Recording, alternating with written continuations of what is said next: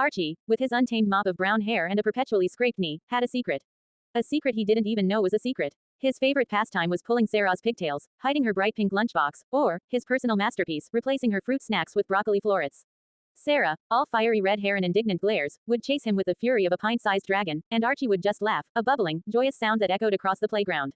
He would call her stupid and annoying, then probably would go back to devising his next elaborate prank. Middle school brought with it a new level of confusion for Archie. The pigtail pulling stopped, replaced by an awkward silence whenever Sarah entered a room. He'd find himself meticulously adjusting his backpack straps, avoiding her gaze as if it held the power to turn him to stone.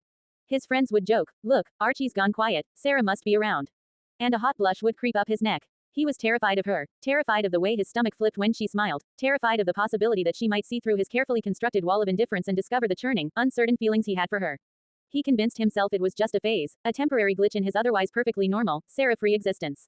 Years melted into a decade, then more. Life pulled them in different directions after high school, each pursuing their own dreams and navigating the complexities of young adulthood. Archie, now a budding architect, was sketching designs for a new community center when his phone buzzed. It was an invitation to a high school reunion. He almost didn't go, but something, a flicker of curiosity, perhaps, pushed him out the door. He spotted her across the crowded room, her fiery red hair now a sophisticated auburn, framing a smile that still made his stomach do a funny flip.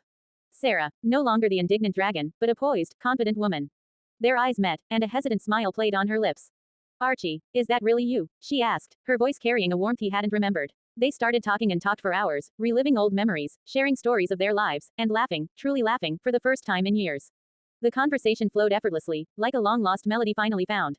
A few months later, Archie found himself on one knee, a velvet box clutched in his trembling hand, the very box he'd designed to hold the most important question of his life.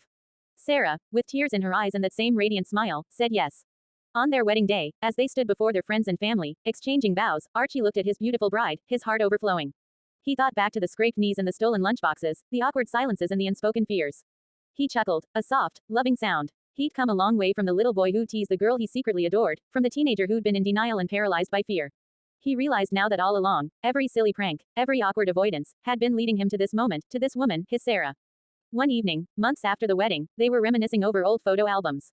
They found a picture from elementary school, Sarah scowling, holding her now famous broccoli-filled lunchbox, and Archie looking incredibly guilty nearby. Sarah nudged him. "You know, all that time you were being such a terror, I thought you just hated me." Archie laughed, a deeper, more self-aware sound than his childhood giggle. "I was terrified of you, Sarah. You were so smart and fiery. I liked you so much that my brain short-circuited and decided the best way to handle it was to be the most annoying human being on the planet. I spent my whole middle school life in denial because I was afraid you'd reject the guy who was mean to you." Sarah leaned her head on his shoulder. "Well, I certainly don't think you hate me now," she said, giving him a playful, affectionate pinch. "I guess all that confusing energy finally found its way home." They built